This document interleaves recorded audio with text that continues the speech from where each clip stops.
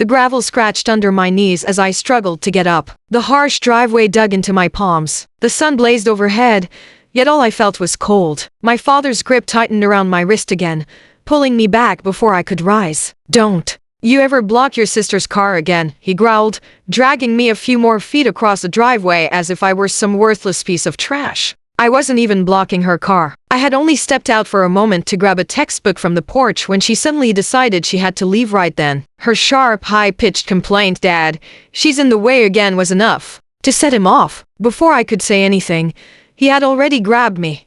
My mom stood on the porch, arms folded, sipping her iced tea like it was just another ordinary day. Please subscribe to our channel and tell us in comments from where are you watching this video. "She wants to live here for free and take up space," my mom called out. That trash can's finally got some use, and with that, my dad shoved me straight into it. A plastic city trash can. The lid snapped open. I slammed against the inside wall, the lid banging shut behind me with a hollow thud. The smell was unbearable. I tried to climb out, but the angle made it clumsy and humiliating. My sister Lena stood beside her car in a designer sundress, recording it on her phone. I could hear her quiet laughter. "Finally in a place that fits, huh?" I was 25. No job yet.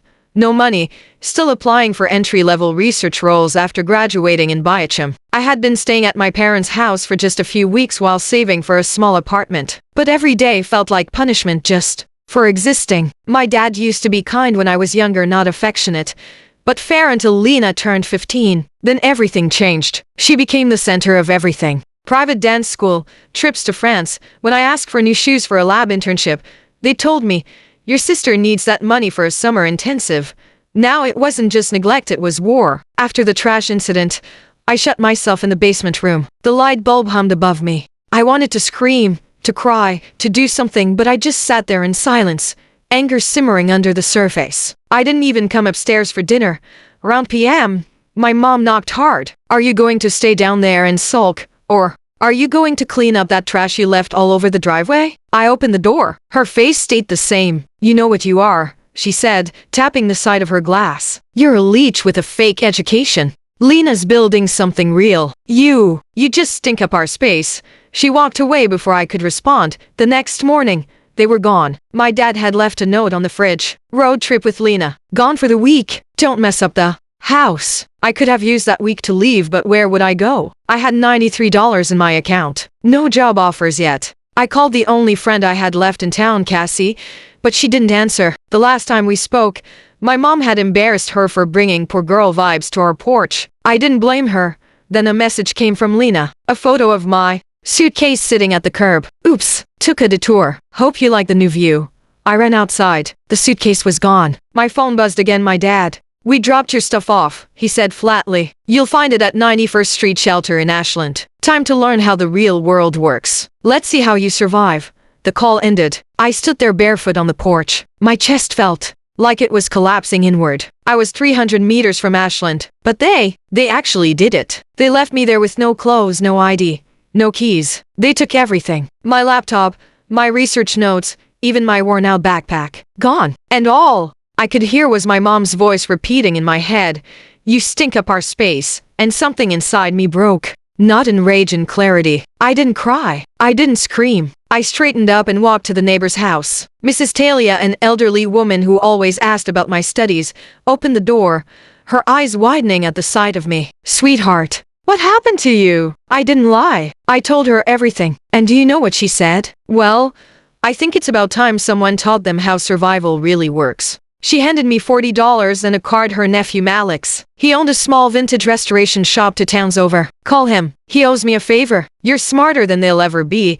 I looked down at the card in my hand, and for the first time in months I didn't feel like trash. I felt like something was finally starting. The first few weeks at Malik's restoration shop were harsh. I swept sawdust off the floors, sanded antique bedposts until my fingers bled, and carried vintage armoires heavier than my own body weight. But Malik never raised his voice. He observed, listened, and when I finally handed him the reupholstered bench I had spent 2 straight days on, he simply nodded. "You've got grit," he said. "And that's rarer than talent." He had no idea what those words meant to me. I hadn't heard anything close to praise in years. I used a small stipend he gave me to buy a used burner phone and one change of clothes from a thrift store. I slept on a cot in the back room, kept my head down and worked. Every night, I studied design specs and wood staining techniques like my life depended on it because it did. By the third month, Malik gave me a client of my own, a wealthy widow who wanted her late husband's roll-top desk restored. When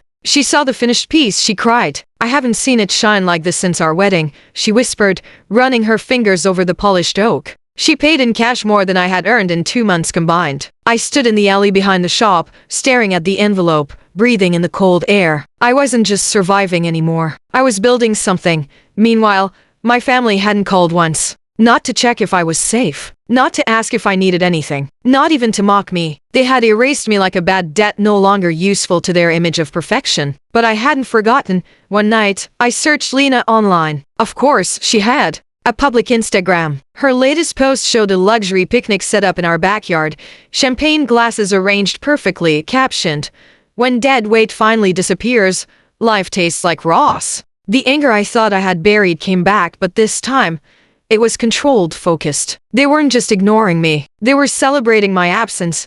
I decided I wouldn't just survive. I would outgrow them. So I enrolled in community college. Night classes part-time, working toward a second degree in carpentry and design. By the second year, I had launched my own Etsy shop, Reclaimed Furniture.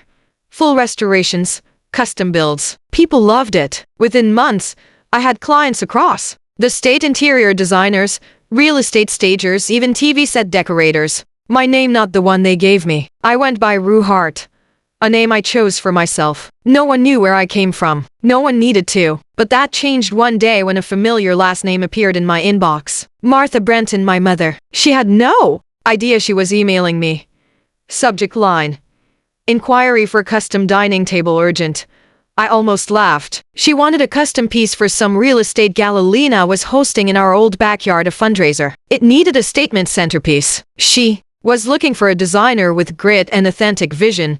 I took the job, and I made sure the quote was double my usual rate. They accepted without hesitation. The delivery day came. I hired a driver. I didn't go myself, but I placed a letter, folded neatly beneath the table's glass centerpiece, a letter only they would truly understand.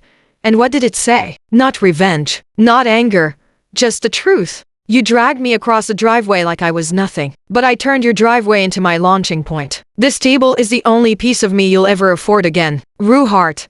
The table, I designed it with etched, burned-in carvings along the underside, quiet, hidden, but clear if you looked closely enough. It read, "Dead weight floats when you're made of stone." I heard later from Malik, who delivered it, that Lena nearly fainted when she saw it. My mom apparently locked herself in her room during the gala and never came out. And my dad? He stormed out of the event yelling about traitors and ingrates in front of 30 guests. It was perfect, but I wasn't finished yet. I had one last move, and they'd never see it coming. The following winter, I received a letter in the mail, with no return address. Just a cheap envelope, sealed unevenly. Inside was a photo of my childhood home. For sale, the caption read, "Foreclosure pending." I stared at the worn-out shutters in the picture, the same ones I used to paint every summer while my dad shouted instructions from his lawn chair. That house had been their temple, their altar, the place where they sacrificed me to protect their image. Now they were losing it. I didn't smile. I didn't laugh, but something inside me felt calm.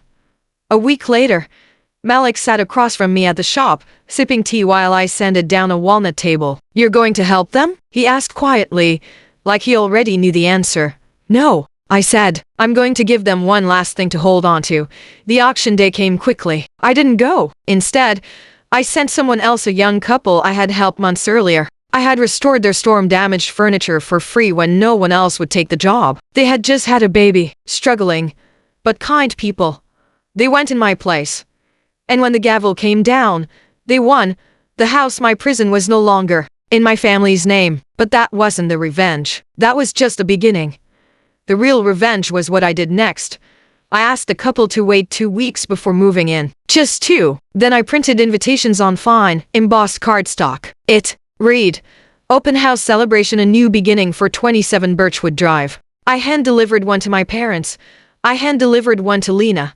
And on the day of the open house, I stood across the street as they arrived expecting, maybe, reconciliation. Maybe an apology. Maybe even a chance to take back what they had lost. Instead, they were welcomed by a handmade wooden sign on the lawn. This home was rebuilt with grace, not guilt. The young couple greeted them warmly, their baby in their arms. "You must be here for Rue," the woman said, her voice soft but steady. "She gave us everything."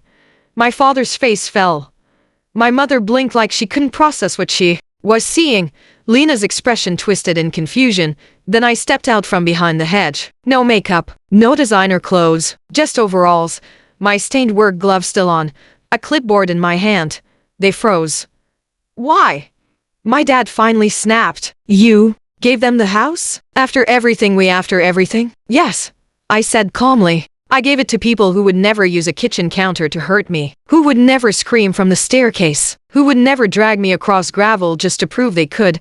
Lena stepped forward. "You think this makes you better?" "No," I replied. "This makes me free." She scoffed. "You could have helped us. You should have. You were our daughter." "You threw your daughter into a trash can," I said, a faint smile forming. "You don't get to be surprised when she becomes recyclable."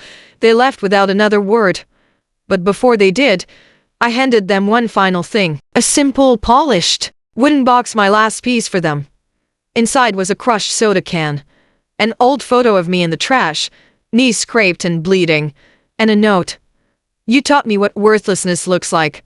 So I returned it. I never saw them again after that day. Once maybe. A year later, Lena emailed me under a different name, asking for a commission. I declined and blocked the address. Now, I build custom pieces for people who understand value, not just price. I use my name, my hands, my story not for revenge anymore, but because I survived what they tried to break. And I turned the broken wood they left behind into something beautiful. Please subscribe to our channel and tell us in the comments where you are watching this video from.